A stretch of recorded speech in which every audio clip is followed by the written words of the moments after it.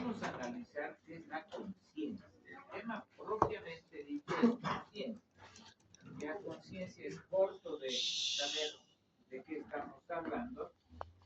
Lo que vamos a hablar es el estado de coma, básicamente, y vamos a tratar de hablar un poquito sobre eso. Como siempre vienen medio asustaditos, vamos a empezar mostrándoles algunas cositas agradables. ¿Alguna vez han escuchado una canción de este individuo? Sí. ¿Bonitas o feas? Bonito. ¿Y por qué? A ver, ¿quién me dice? ¿Quién me dice por qué se ha muerto este Gustavo Cerati? Desde el 2011, por eso dice 10 meses, el 2010 ha sido su accidente, su problema, y en 2012, 11 estaba así. Ha durado unos 8 años más en estado vegetativo. ¿Por qué? Nunca han leído nada, nunca han escuchado papusos. Doctor, ¿no era de un paro respiratorio? No. Accidente cerebro.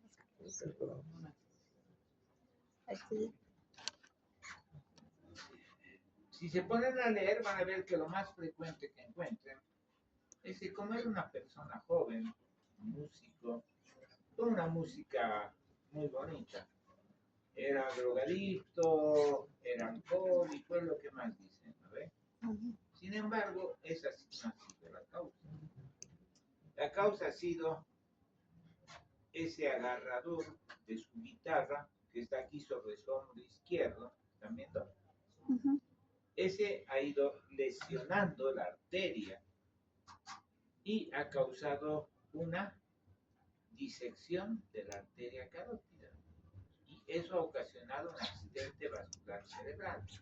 Él tuvo un problema similar, no había disección, pero sí tuvo una falla en un concierto en Buenos Aires. Se hizo ver y le dijeron, hay este peligro. No hizo caso y en Venezuela volvió a tocar, volvió a lastimarse y ha presentado ese estado. Entonces vamos a tratar de ver qué es ese estado. Quiero que ustedes aprendan un poquito conciencia, facilito va a ser. Pero después quiero que analicemos qué es el estado de coma y cómo lo podemos evaluar. ¿De acuerdo? Este otro caballero y lo mismo. A este lo ha matado un médico por trucho. Vamos a revisar estas cosas. ¿De acuerdo?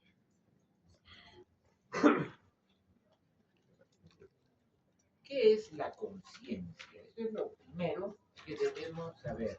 Y ya nos da de sencilla la definición. Es un estado en el cual nos damos cuenta de qué hay a nuestro alrededor y qué somos nosotros mismos. Nos damos cuenta de nosotros mismos y de nuestro entorno. Eso es conciencia. Ubicarte quién eres y qué hay alrededor tuyo. Más fácil no podía ser la definición. ¿Sí? Más facilita no puede. Ahora. Vamos a ser muy incómodos.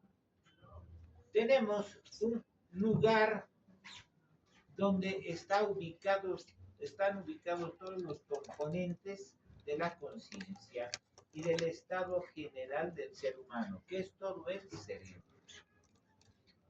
Y en prácticas todos van a ser lista de funciones mentales superiores, porque son muchísimas. Aquí tenemos algunitas, las que tal vez más bola le damos en nuestra función médica, en nuestra capacidad de poder evaluar. Les vamos a enseñar a evaluar estas funciones.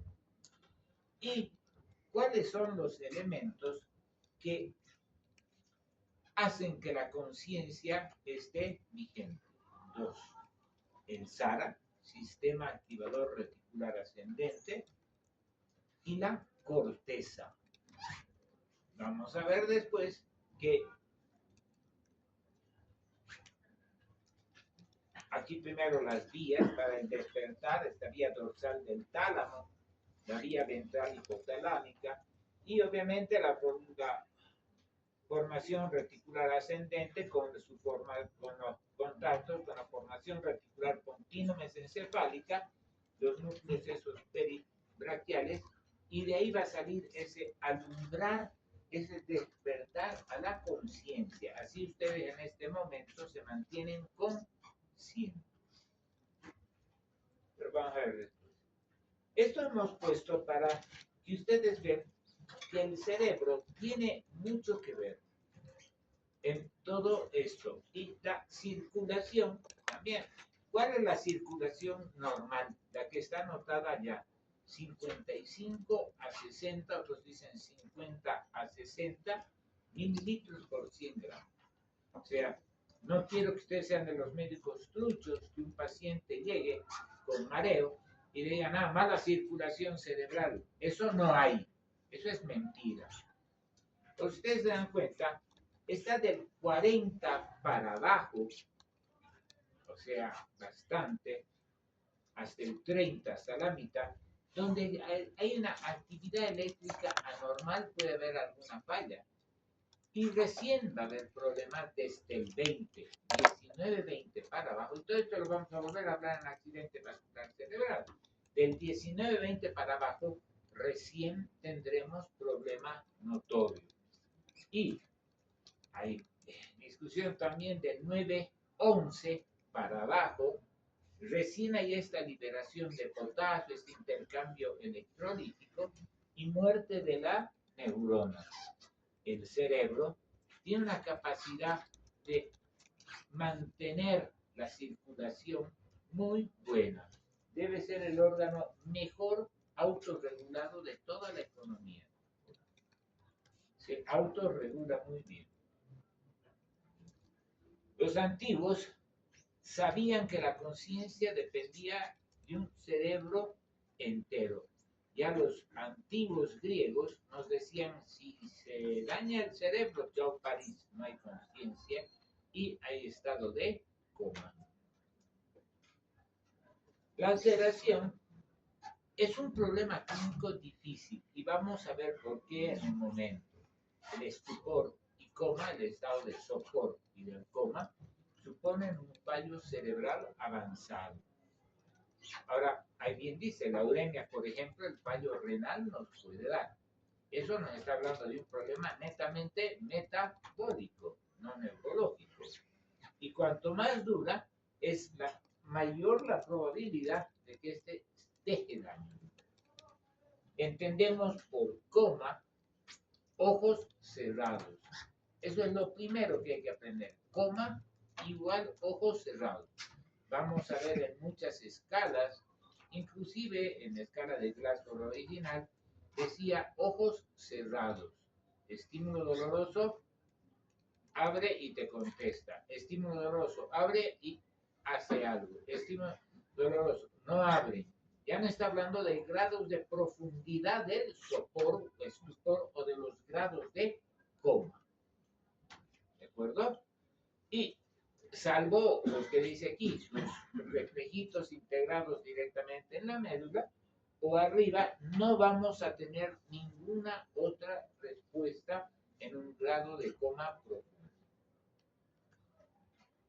Aquí tenemos un primer dato que ustedes como médico general tienen que saberlo muy, pero muy, pero muy bien.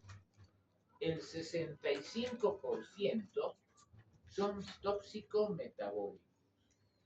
Cuando un paciente llegue a sus manos, estén donde estén, con pérdida del conocimiento, con pérdida del estado de conciencia, lo primero que deben hacer no es pensar en enfermedades neurológicas, porque casi poco más de 2/3 del asunto son tóxico-metabólicos. ¿Y esto por qué los griegos hartos? Les voy a mostrar esto hartas veces.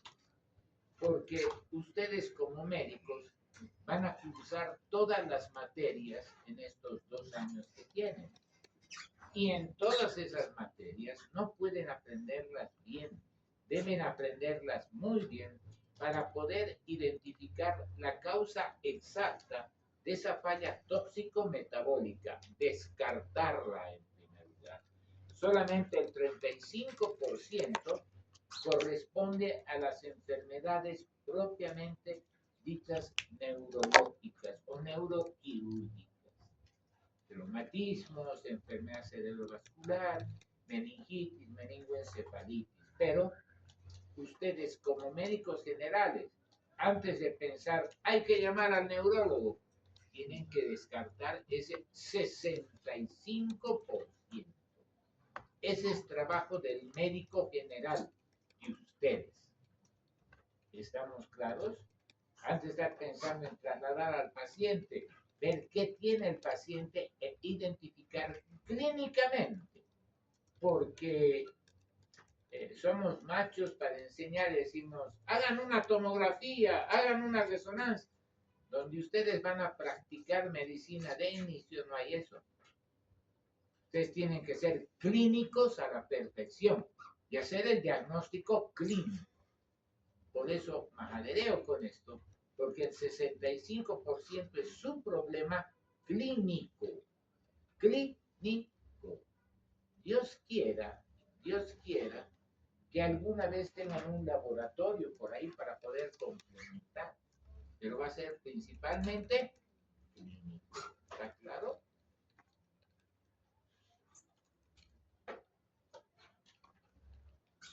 Obviamente, si son dos componentes, aquí hablamos que puede haber una falla en la corteza.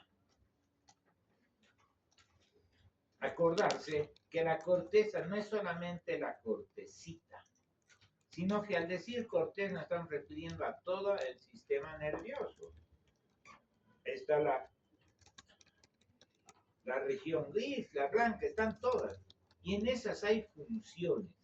Y cualquiera de esas funciones puede estar fallando. Y eso ya me está hablando que algo está fallando. Ahora, las fallas más de la corteza propiamente dichas son las que nos van a dar mucho mayor estado de coma. Una falla del sistema que despierta la corteza, del sistema reticular, o una falla mixta de ambos. ¿Cierto? ¿Lo ves? Eso no se necesita ni explicar.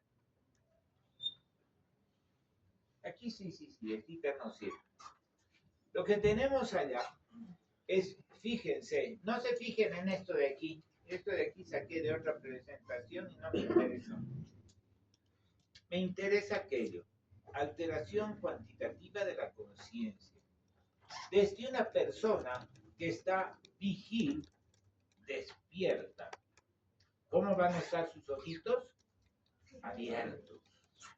Y los demás, el ondulado, todavía puede abrir un ratito, mirar, volver a cerrar, pero va a estar básicamente tendiente a cerrar los ojos. Ese paciente que va a ser somnoliento. El soporoso, que ya es ojos cerrados, dependiendo si responde abriendo los ojos, si responde moviéndose o si no responde nada en el sopor profundo. Y obviamente en el sopor profundo lo más que va a hacer es movimientos corporales de descerebración y de decorticación. Y obviamente el último será el coma, donde no habrá respuesta. En cuanto a las alteraciones cualitativas de conciencia, pensamos en enfermedades, pero no es el tema ahora, no me preocupo. Esto es importante. Ustedes han hecho neuroanatomía, ¿no? ¿O no han hecho? Sí. Han debido ser, ¿no? Si no, no estarían aquí. ¿Han visto un tronco encefálico en vivo? En vivo. Es de este grosor y de este tamaño. Es una lesión ahí, para que se provoque algo, tiene que ser bilateral. Pero Si es una cosita así chiquitita, basta pues un pequeño coagulito que cause una isquemia pequeña y está dando una lesión. ¿De acuerdo? Obviamente podemos ver por lesiones infratentoriales o trastornos tóxico-metabólicos severos. Y plegamos con eso un montón. La alteración difusa se va a presentar fundamentalmente por un compromiso difuso de la conciencia, de la corteza. Por ejemplo, una meningoencefalitis. No existen signos de daño de tronco. La meningoencefalitis va a ser algo ahí en corteza que está causando un problema en la misma corteza. La meningitis, por eso decimos meningoencefalitis y después encefalitis, porque la meningitis es una inflamación de las meninges, ¿no ves? Que queda en contacto con la corteza.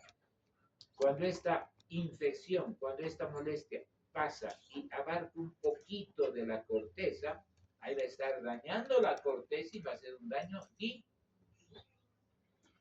El SARA, hay que tomar en cuenta que están los centros ventilatorio, respiratorio y el centro de funcionamiento del corazón. El corazón suele ser mucho más autónomo, funciona solo. Pese a haber daño aquí grande, el corazón sigue fregando. Ya, los pacientes, por ejemplo, en estado vegetativo o en estado de muerte cerebral, sigue funcionando el corazón. Se ordena que se apague el aparato, eso es terrible, nunca lo van a hacer ustedes, por más que les ordenen, porque eso se ve últimamente con mayor difusión.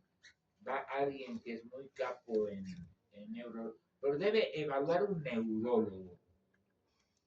Va un intensivista, evalúa y dice, a ver doctor, apague el aparato. No los apague. El que da la orden apaga, porque ese paciente se va a morir en 5 minutos. El que da la orden apaga. Apague. No, doctor.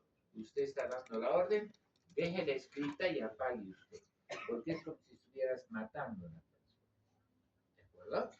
No lo hagan nunca. Es una cosa que tenemos derecho a decir, no lo haré, por más que seas interno, alumnito, lo que sea. No, no lo voy a hacer. Hágalo usted. Porque no es algo que nosotros debamos hacer cuando no hemos hecho el diagnóstico. Y la mayoría, que son lesiones más difusas de todo el sistema, son tóxico-metabólicos. Aquí por ejemplo tienen una cosita. Esto me ha gustado siempre mostrarles. El SARA sube y se difunde. Pero se difunde casi alrededor, yo diría, de esta glandulita. ¿Qué glandulita es? La pineal. Alrededor. Entonces, si la pineal se desvía, fíjense, esa es una tomografía simple y está bien clarito. Cuando ese hematoma puede ser un tumor, puede ser un accidente vascular cerebral, puede ser lo que sea, empuja la línea media de 3 milímetros hasta 3 milímetros, estará vigil. Si empuja más, obnubilado, soporoso y sobre todo, coma, cuando hay un desvío grande de la línea. ¿Ya? ¿Qué más aquí? La etiología. Aquí volvemos a hablar desde las causas que vamos a hablar. Entre las que son estructurales, supra e infratentoriales, son estas del mismo cerebro, que son todas estas. Enfermedad cerebrovascular, tumores, abscesos, una hidrocefalia puede. Las difusas, meningitis, meningoencefalitis, el estado epiléptico, la encefalopatía hipertensiva, mucho menos. La lesión anóxica difusa, esa es la que queda muchas veces después de un traumatismo craneal. Y las lesiones secundarias aumento a PIC, que son raras, sin ser algo que esté ocupando espacio. Y este es su trabajo, doctor. Porque todas estas son las que ustedes tienen que buscar. Y no son todas, ¿eh? Estas son algunitas, digamos, este es un 10% de lo que ustedes tienen que aprender de medicina y buscar en caso necesario. Todas esas enfermedades metabólicas, carenciales, hipóxicas, tóxicas, fármacos, físicas, todo es el trabajo de ustedes. ¿Está claro?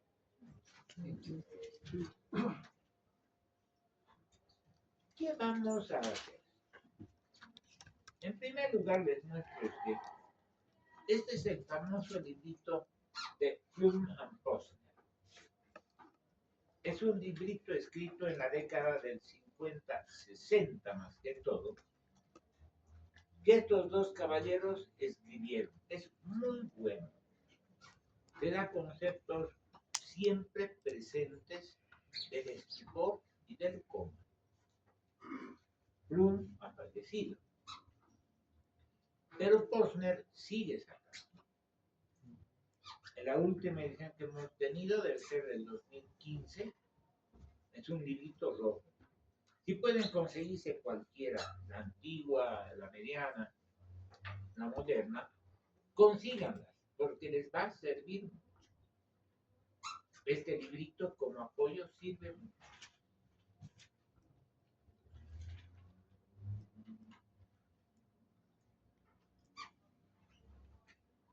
¿Cuál va a ser su trabajo ante un paciente? Empezamos, como ustedes saben, por la anamnesis. Identificar motivos y cuando estamos viendo ya la causa o cómo empezó, debemos preguntar cuál fue el modo de inicio. Brusco, fue un inicio gradual.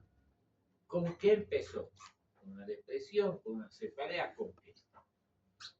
O más bien tuvo un traumatismo, una enfermedad previa, antecedentes psiquiátricos, muy importantes, y acceso a fármacos, sedantes o psicotrópicos. Después viene el examen físico, los signos vitales.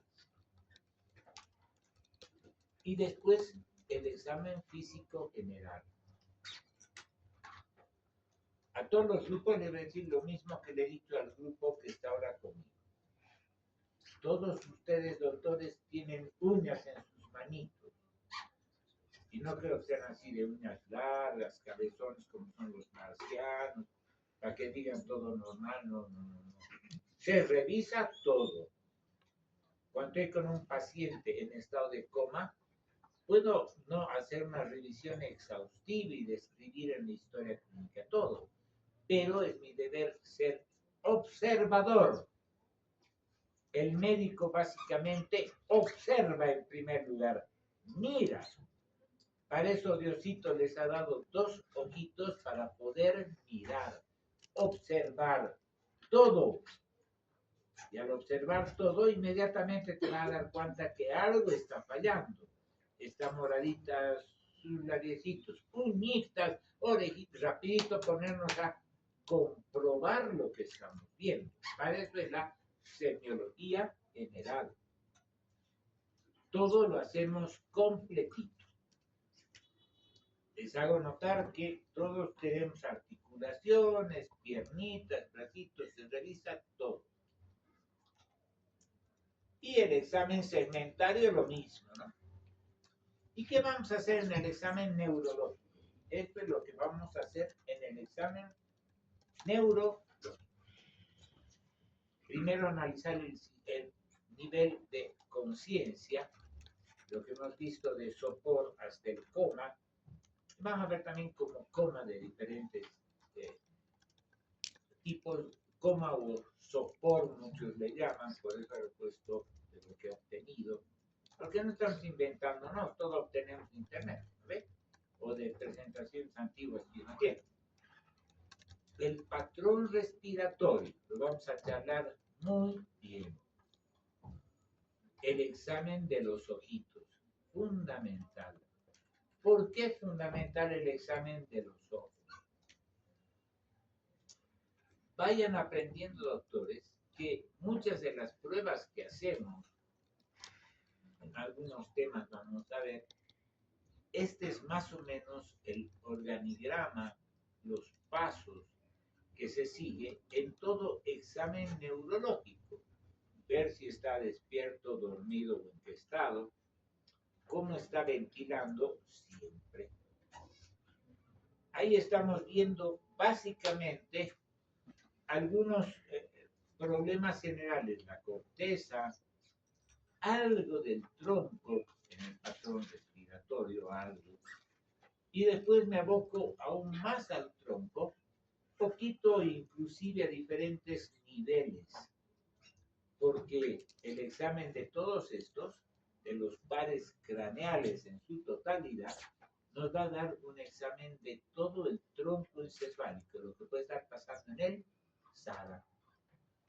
Los signos motores, que parten de la corteza y llegan hasta abajo, y los meningios, que a veces nos sirven.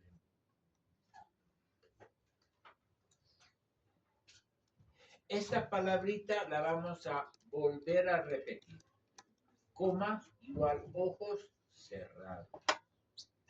Y coma propiamente dicha es la incapacidad absoluta de despertar.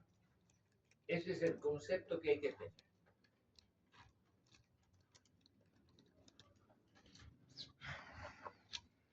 Aquí vamos a ver un poquito yéndonos ya los grados del coma. Fíjense cómo en todos dice ojos cerrados, porque es coma. Hemos hablado que en el sopor va a ver, tal vez en la obligación va a abrir los ojos, los va a mirar, en la somnolencia va a despertar, serán sopores superficiales. Pero ya cuando empieza a caer ese estado de sopor, poco a poco va a estar más cerrados sus ojitos y va a responder menos hasta estar en estos estados de coma. El coma grado 1, donde va a localizar el estímulo. Solemos hacer estímulo aquí en el esternón, ¿no ves? Va a tratar de retirar el cuerpo o de empujar la manita. Siempre con los ojos cerrados. El coma grado 2 va a tener respuestas de descerebración, o sea, un estirar de los brazos, totalmente hacer una extensión total de los brazos con las manitos hacia afuera y los piecitos con los pies caídos, o una posición de decorticación con sus bracitos recogidos y los pies igual.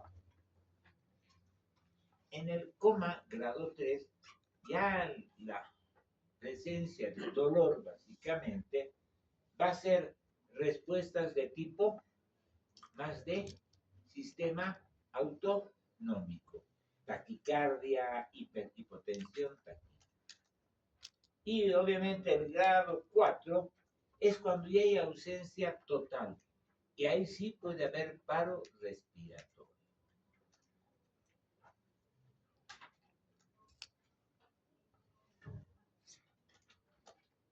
Todos ustedes han de ver esta escala, ¿no ven? La escala de Glasgow. No les voy a hablar mucho porque ya la han visto, ya la conocen. Ojalá la sepan de memoria. Y los que no la sepan de memoria, guárdensela en su celular. Porque cuando estás empezando a practicar medicina, se te va a ir. Y si estás en Caranavi en un accidente de tránsito, un camión se ha caído al río, te va a servir, pero ahí no vas a estar como era la escala de Glasgow, como era. Hay que conocerla. Es una escala que fue creada para técnicos de medicina, para los ambulancieros, para los choferes. Pero se la ha visto útil porque hay algunos indicadores que nos dicen sí, puede haber problemas. Por ejemplo, les van a mencionar en más de una materia.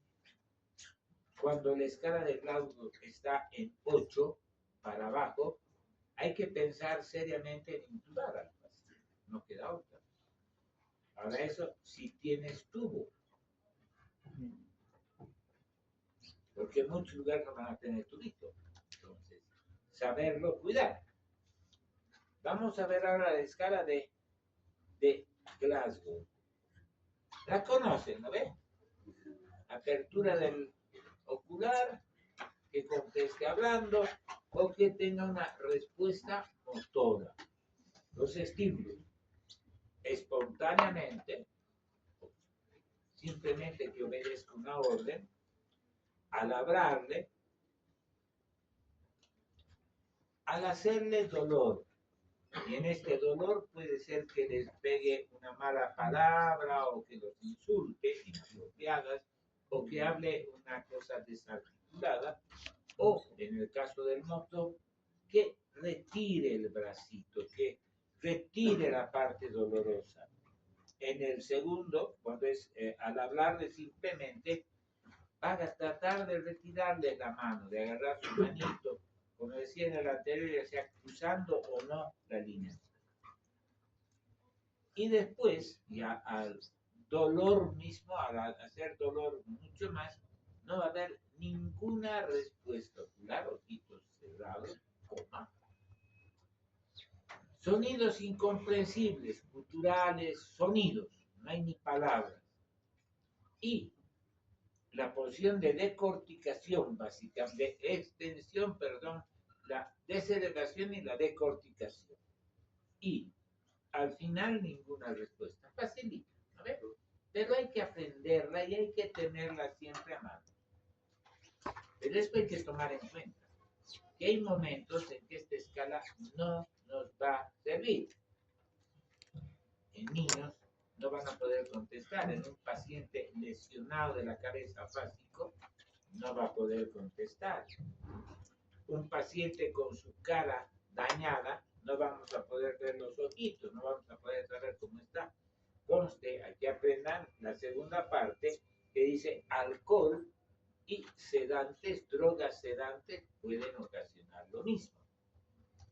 Pacientes que han sufrido una enfermedad cerebrovascular y se encuentran paralizados de medio cuerpo o que han tenido un traumatismo medular y no pueden mover las piernas. Y estos últimos dos siempre hay que acordarse. La hipotensión arterial y la hipoxemia nos pueden dar un falso estado de coma, un grado que no es real. Siempre hay que hacerlo. Ustedes tienen la ventaja que con la famosa pandemia, casi todas las casas han comprado oxímetros, ¿no ven? Y deben tener su oxímetro. No son tan caros. Ahora, si a alguien le interesa, les pongo este escáner. Es mucho mejor la escala de Roche. ¿Por qué? Porque es un examen mucho más completa del tronco encefálico. Hay una respuesta ocular. La respuesta motora nos habla de corteza, es cierto. El tronco encefálico, igual que la ocular, nos está hablando de ese lugar pequeñito pero tan importante. Y el patrón respiratorio también. Esta tabla, ojalá la pudiéramos utilizar y ponerla como nuestro instrumento de trabajo. En emergencia, hacer el Glasgow está bien, para hacer un seguimiento, pero ya para evaluar realmente, hacer escala. Estos empezamos con los problemas. El patrón respiratorio. Estos patrones son uno de los 6 o 8 elementos que vamos a ver en el problema ventilatorio. Tienen que saber medicina, desde la frecuencia, todo, pues nosotros vamos a ver prácticas de todo. ¿Ya? Este es algo que no lo ven frecuentemente y por eso lo he puesto. Estos son los patrones respiratorios que responden ya a lesiones neurológicas más avanzadas. ¿De acuerdo? Un chain stroke. Y creo que está claro el dibujo, no se necesita explicar cómo es. Esa respiración que va creciendo, baja, se pierde. Una neurógena central, la que más asusta, porque es una ventilación amplia y permanente. Los pulmones y el tórax no van a aguantar y el paciente en cualquier rato se va a hacer paro por la duración. la apnéusica, donde el paciente va a tener momentos de ventilación bien, va a tomar harto aire, se va a quedar ahí trancado, lo va a botar y va a volver, después de un rato de hacer apnea, volver a tomar. El gasping o bloqueo en salvas va a dejar de respirar, va a hacer salvita otra vez, salvita. Y la táctica de Biot, que no está bien representada, porque debe haber allá al principio 3 puntas, aquí otras 3 puntas chiquitas, es decir, es cualquier porquería. El paciente respira como le da la gana. Pero antes nos daban esos lugares de localización. Si hay esto, está ahí. Si hay esto, está ahí. Pero se ha visto que no tienen valor localizatorio. Sí me dicen están en tronco, pero no me dicen tronco. Ahora vamos a ver los reflejos oculares. Está aquí por si acaso. Lo único que no leo, si ustedes no deben poder ver, es, tenemos el reflejo oculocefálico, los ojos de muñeca también se le llama. Tiene una vía aferente, octava, y la eferente, la 3 a 4. ¿Qué nivel dice? Bulbo protuberancial. Eso repito porque no se mira bien, ¿no ves? El bulbo protuberancial no se mira bien. ¿En qué consiste? Agarro la cabecita del paciente, si es que el paciente está con los ojos cerrados, no responde a nada, está tieso, no responde a nada. Abro los ojitos y le muevo la cabecita hacia los costados, lentamente. Normalmente, cuando estás despierto y te mueven la cabeza, tiendes a seguir con la vista donde te va llevando la cabeza. Ya, es verdad que tenemos movimientos oculares, pero cuando te voltean la cabecita estando inconsciente, vas a seguir con tus ojitos. ¿Estamos? En este caso pueden haber dos variantes. Una, que el movimiento sea muy pobre, o la otra, que se mueva pero con retardo. Cuando mueves la cabecita, siguen los ojitos, pero estos son los ojos, es la cabeza, muevo la cabeza y se mueve después, ¿sí? Repito, aquí, ojitos, cabeza, se ha movido después, ¿vamos? Es el reflejo oculocefálico. También van a ver que a veces el paciente no les va a mover como si estuviera con los ojitos quietitos, fijos, le mueven la cabeza y va a hacer el movimiento y va a seguir casi. ¿Ya?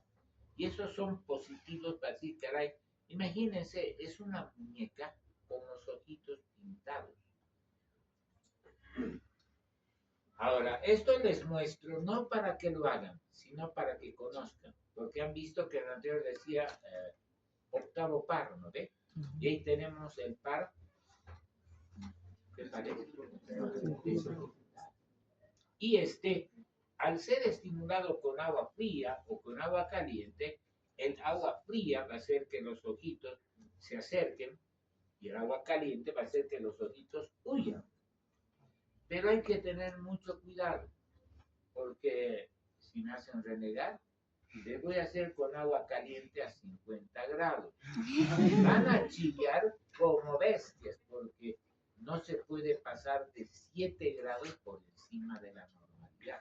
Hay que tener, no cualquier termómetro, sino cuando hacemos estas pruebas hay que tener un termómetro de extrema calidad para no pasarte, si no le haces doler mucho al paciente. Con agua fría, a veces, si ustedes están lejanos acá y tienen un paciente que no responde a nada, inclusive agua helada a veces utilizamos. Agüita, hielito, una jeringa de 10 o de 20, meterle fuerte en la orejita y los ojitos tienen que moverse hacia algún lado. como el paciente está en coma con los ojos cerrados, alguien que sostenga los ojitos y ustedes meten el agua y se fijan en los ojos. Esto es lo mismo, está como se hace el fondo de ojo. Pero solo el 2% de las agudas de hipertensión van a presentar edema. Recién al tercer, cuarto día se presenta el edema de papila. Hay que aprenderlo, pero y lo vamos a repasar, pero hay que aprender. El examen pupilar, mesencéfalo, segundo y tercer par craneal. Los conocen, ¿no ve? Iluminar y la pupila da miosis, dejar de iluminar, midriasis. Conocen los reflejos fotomotor, el consensual, los conocen. No voy a ofender hablando de eso. Lo que dice abajo es más un dato estadístico que a veces vale la pena tener conocimiento. El 2% de la población puede tener una asimetría pupilar de 1 milímetro. Seguimos con el examen pupilar. Hacer todos los reflejos, fotomotor, consensual, ahí tienen todos.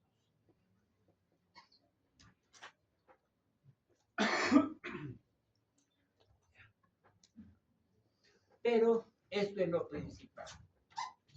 Si la lesión es de tronco, tiene que haber alteración pupilar y de los movimientos. Si es de tronco.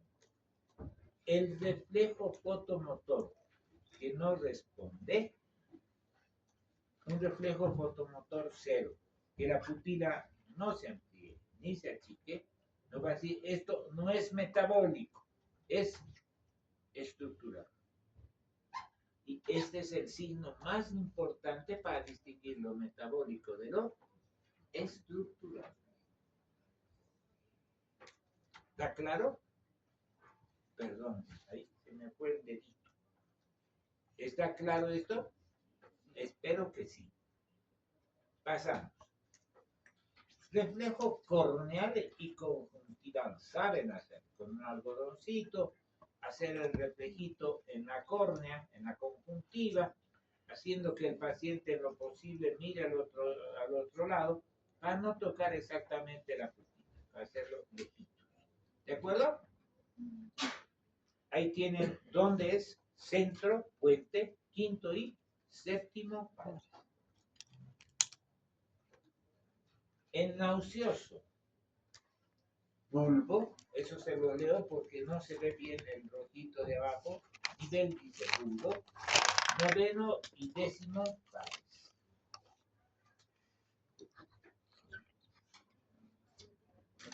Motor.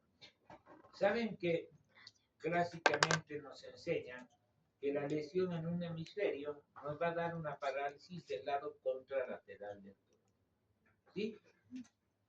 Aquí les voy a empezar a tirar una idea.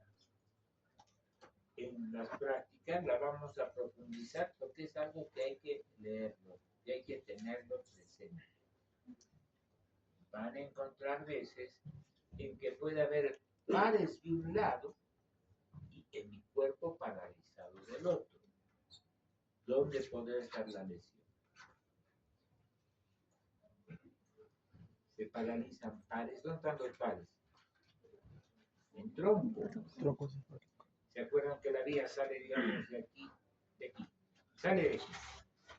Baja la vía de la corteza, de las células de las piramidales, sale, cápsula, llega a núcleos de la base, hace los contactos, hace contacto con cerebelo para afinar el movimiento y empieza a bajar, ¿no ves? Pero lo voy a hacer aquí para que vean todos. Sale de aquí, baja, capsulita, núcleos, contacto hacia atrás, mejor que sea aquí, contacto, y va a seguir bajando. Entra tronco. ¿Y qué va a hacer el tronco? El entrecruzamiento, la pirámide. ¿Sí? ¿Se acuerdan o no de eso de anatomía? Sí. ¿Se acuerdan o no? Sí. Los que más atrás, ¿se acuerdan que había esto? Entonces, ¿qué tal si la lesión ha sido aquí, donde estaba bajando antes de cruzar? Vamos a tener lesión de pares de un lado y vía larga del otro, motora o sensitiva. Eso les voy empezando a decir. En prácticas vamos a tratar de ver, en el tronco hay más de 100 síndromes de tronco. Cuando yo he sido estudiante nos han hecho aprender los 100 o más de memoria. Pregúntenle a algún médico viejito como yo, salvo que sea neurólogo o que sea neurocirujano, si se acuerda de uno. Lo que aprendes de memoria no sirve. Lo que sirve es lo que hacemos de concepto. La vía baja por un lado, por un hemisferio, tronco, y el tronco encefálico hace esto, cruza de un lado. Ese es el concepto que quiero que se acuerden. Que hay el entrecruzamiento. No todas las fibras, pero la mayoría sí. Y ese entrecruzamiento hace lo que nos enseñan. Si hay lesión ahí arriba, va a haber, si hay lesión arriba en corteza, va a haber en mi cuerpo completito del otro lado, ¿sí? Pero si es el tronco encefálico, puede haber pares de un lado y motricidad, sensibilidad del otro. Vayan aprendiendo esos pequeños conceptos, son importantes. ¿Dónde hacemos dolor? A ver, quiero escuchar gritos. Los que están de 3 en 3, el del medio se hace solito. Pero allá, doctor, hazle al doctor, vos hazle al doctor, ustedes dos háganse, vos solito, agarren su lapicera, una buena lapicera, pónganla contra su uña y aprieten con maldad. Aprieten con maldad. A ver, apretale. ¿Quiere escuchar gritos? Sí, griten, pues. ¿Duele o no? A ver, este tiene acá. ¿Por qué les enseño esto, doctores? Porque cuando ustedes lleguen a ver un paciente, esta región external, que es lo que están mostrando aquí, ya va a ser una mancha verde. Todo esto ya es una mancha verde. Y la cosa está volviendo a apretar. Entonces hay que aprender otros lugares. Lo que dice allá, en todas las eminencias óseas se puede hacer. También se puede hacer, no sé si el doctor Hinojosa les ha dicho cómo hacer. Él hace pellizcando con su manito así, pellizca aquí el trapecio, arribita. Duele como el demonio. Ya hay otros que van a decir en el cuerpo, la región mamaria, las tetillas, háganlo. Pero eso, imaginen que esté la familia y a lo tienen el que está la familia viendo. A ver, hazle eso, no te ordenas si te pegan. En cambio, agarrar tu lapicera disimuladamente y el dedito apretarle, no le están apretando, nada, ni están viendo lo que están haciendo. ¿Estamos? Práctico. Cuando estamos con paciente en muerte cerebral, apretamos los deditos del pie con el martillo de percusión para que realmente, si hay algo, se mueva un poquito la musculatura. Aquí tenemos, como les decía, cuando hay lesiones, esas posiciones de decorticación y de descerebración. En el B, tiene esa manito derecha estirada y la manito rotada hacia afuera, ¿sí? Y el otro bracito flexionado. Estas son las lesiones. Aquí tenemos lo mismo. Fíjense el piecito cómo está. Caído. Pie caído. ¿Me entiende? Voy a volver, tranquilo. Vamos a la siguiente. Aquí estamos diciendo cuando es una lesión ahí al medio, maldita, porque ahí son unas hemorragias, son unos tumores, unas dos malditas. Vamos a tener los dos lados en esa posición. Ahora, los signos meningios eran los siguientes. A ver, ¿cómo van a estar los signos meningios? Vamos a repasar, pero no tienen signo, pero no tienen valor, suelen desaparecer. ¿Estamos? Pero los hacemos siempre. Me voy a quedar aquí, simplemente les voy a mostrar que estas mis listitas, les voy a mostrar porque las vamos a repetir la próxima clase. ¿No? Una atrás. Voy a repetir, tranquilos, esta la voy a repetir, porque nos vamos a quedar exactamente aquí. El día viernes terminamos el tema. ¿De acuerdo? Vámonos. Vámonos.